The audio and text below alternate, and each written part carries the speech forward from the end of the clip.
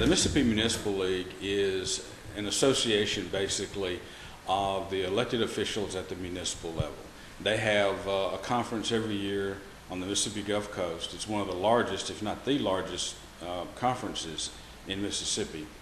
And it's mostly an education session, and the Stennis Institute is heavily involved in doing a lot of the workshops, meeting with those local officials, providing reports and things that they need, that sort of thing.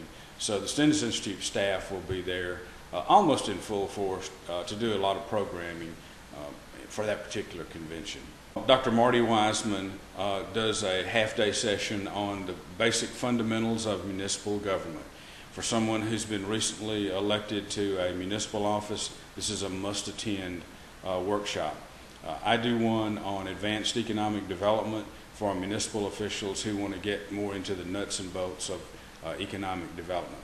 We have other folks at the Stennis Institute who do things on community design, community development, that sort of thing. Mayor Knox Ross of Pelahatchie is an immediate past president of the Mississippi Municipal League.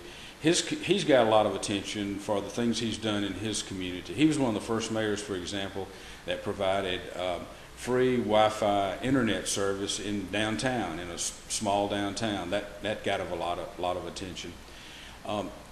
The mayors of Forest, Hattiesburg have all been past presidents recently, and I think it's going to be a really good convention this year.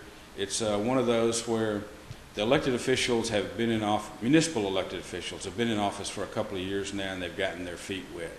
So I think they're ready to kind of hone and refine what they want to do these last couple of years in office. Over the years, the Municipal League has always been concerned with the idea of local officials being able to come up with a municipal sales tax. And so that's one thing that gets a lot of attention every year in the legislature. And it's one of those things that can be controversial depending on how you look at it.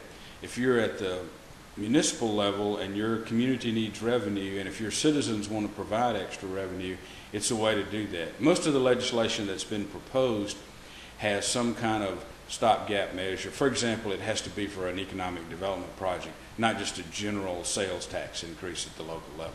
I think a lot of communities in Mississippi are going to have to look at their budgets, and they're going to have to look and see what they've agreed to pay for in the future, what revenues they have now. And one thing that's going to be a big topic there is going to be, what are we going to do in the face of federal and state government cuts in grants and loans to local communities?